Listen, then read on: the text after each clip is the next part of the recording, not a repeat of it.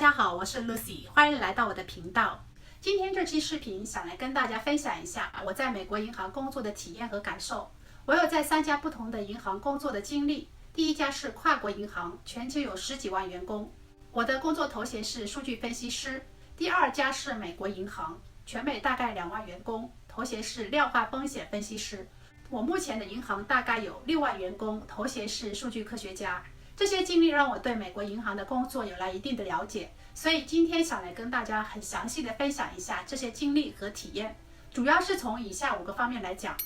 工作环境、着装要求、习俗文化、福利待遇，在银行工作的好处。稍微提前透露一点点，今天的视频有好多美食照片，喜欢美食的朋友千万不要错过。我们赶紧开始吧。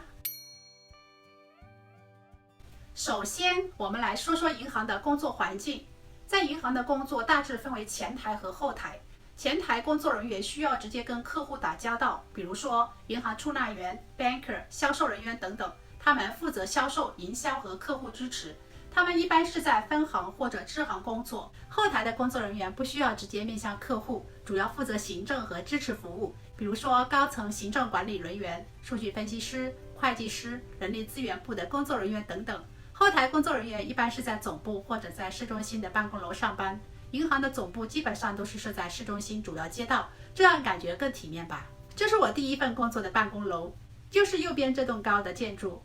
银行的工作环境很干净整洁，我们一般是在办公隔间工作，像这样，中间有隔板分开，但是没有门。这是我当时工作的隔间，这些是我在办公室养的植物。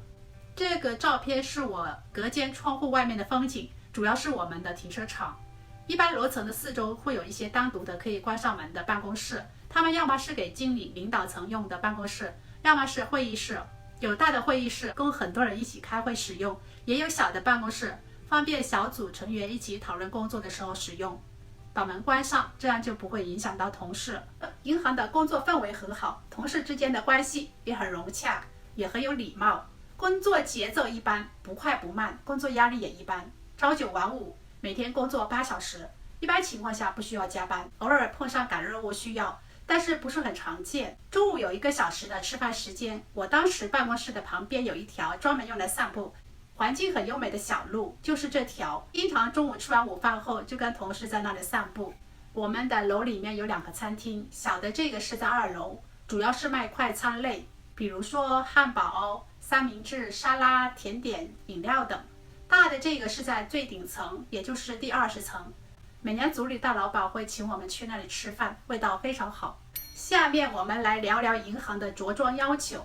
就我所工作过的银行来说，我们后台工作人员不需要跟客户直接打交道，着装不需要太正式。当然穿西装革履打领带也是欢迎的，但是不是必须的。不过很多人不穿西装，很常见的着装是男士穿职业衬衫，打领带的也不多。衣服只要不是太随意就可以，但是不能穿短裤、运动裤、运动鞋、人字拖、吊带衣服等。我曾经工作的一个地方有一个规定，星期1到星期4要求正式一些，星期5的时候可以稍微随意，比如说可以允许穿牛仔裤、运动鞋，但是还是不能穿短裤、人字拖等太随意的衣着。现在来说说银行的习俗传统文化。每个银行甚至每个部门都会有它自己独特的一些习俗文化。拿我工作过的第1家银行来举个例子吧，我当时是在 finance 部门，也就是财务部门，每年都会有不少各类活动，生活真的蛮丰富的。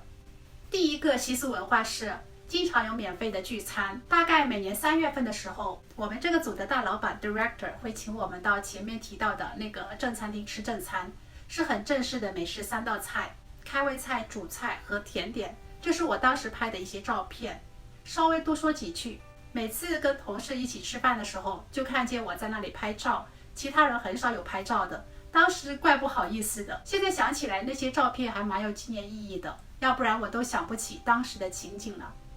除了组里的大老板会请我们吃饭，财务部门也会组织一些聚餐活动，这种不是点菜的，是已经做好的大分量的自助餐类型。也翻到了以前拍的一些照片，自己想吃什么拿什么，每年有好几次。有时还会请甜甜圈卡车来，我们可以拿到免费的早餐，或者他们会把甜甜圈挂在墙上，我们自己随便挑选，就像这样，还蛮有创意的哈。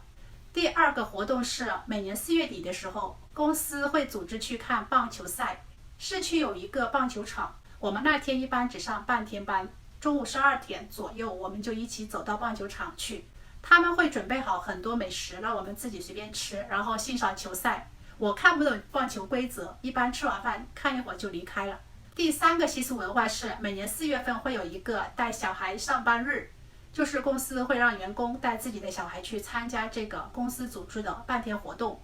在这个活动开始之前几个月会让我们注册，然后给每个孩子发一个塑料礼品袋，里面有一件 T 恤和一些小礼物，每年 T 恤颜色不一样。这种活动的目的是让孩子了解父母所从事的工作，因为这是银行机构，所以他们会讲授一些金融知识和进行一些相关的活动项目，然后带这些小孩参观办公楼底层的那个支行和银行的运钞车等等。最后会给孩子们提供免费午餐。我每年都会带我儿子去，这是几年前小儿子去的时候在办公室拍的。老大因为去过好几次，考虑到要跟学校请假耽误学习，所以这次就没去。第四个习俗文化是我们每年每个人有2天的带薪做义工时间，所以每年组里会组织一些义工活动。我们去过很多不同的地方做义工，其中2个我印象很深的就是帮助盖房子、翻修房子和去儿童医院装饰圣诞树和礼物。这个盖房子、翻新房子是国际人人家园国际慈善房屋组织的义工活动，目的是给贫穷有需要的家庭提供安全舒适的居所。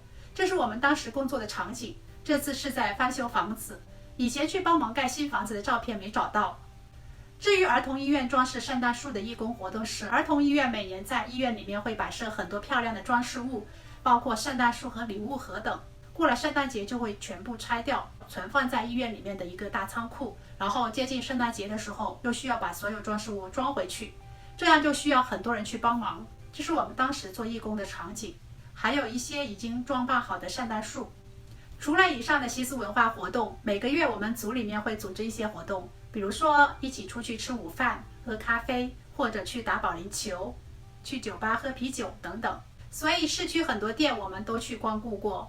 还有我们的大老板每年暑假会请我们去他家院子开泳池 party 泳池派对，这是其中一次拍的一些照片。这桶虾大大吸引了海鲜爱好者的我，真心话很是想念那个时候的时光。习俗文化就讲到这吧，下面我们来说说银行的福利待遇。我个人觉得银行的福利待遇还是不错的，每个银行的福利待遇有些差别，但是都有医疗保险、牙科、眼科、401k 养老金计划，公司也会有相应的匹配百分比，每个银行有点差别，但是差别不是很大。每个银行开始匹配养老金的时间也不一样，有些需要工作1年以后才开始，有些工作半年后就开始匹配。此外，银行给的病假、产假假期时间也挺不错的，有些银行同时还提供 pension 的养老金计划，这个是银行100%提供的，不需要自己缴费。另外，银行会从医疗保健管理公司购买医疗保健管理服务，这样可以帮助员工做出更好的医疗保健决策和提供良好的健康计划。拿其中一个来举例吧，员工免费注册加入，然后就可以做一些保健事情来获得点数，这些点数就可以换成钱，比如说每天可以输入自己走路的步数、运动消耗的能量、睡眠时间，每个季度给健身专家打一个电话咨询如何保健等等，都可以挣得点数，然后换成钱，不会有一个上限。此外，公司每年1、2月份会请很多医务人员到办公楼，免费替员工提供体检活动，这样就不需要自己额外花时间去医院做体检。最后简单的聊聊在银行工作的好处。银行很重视工作和生活的平衡，工作之余的那些习俗文化活动让生活变得更加丰富多彩，工作压力不会太大，工作时长也比较合理，薪资待遇和福利我觉得也挺好的，相对来说工作也比较稳定。虽然说不是100%的铁饭碗，但是很少出现被解雇的现象，所以在银行上班的好处还是挺吸引人的。以上就是我今天要跟你们分享的所有内容。最后结束前想说明一下，以上的分享是基于我自己的经历和了解，如果你有不同的观点，完全可以理解，我也很想听听你们的经历分享，如果愿意请在评论区给我留言。谢谢你们的观看，我们下期再见，拜拜。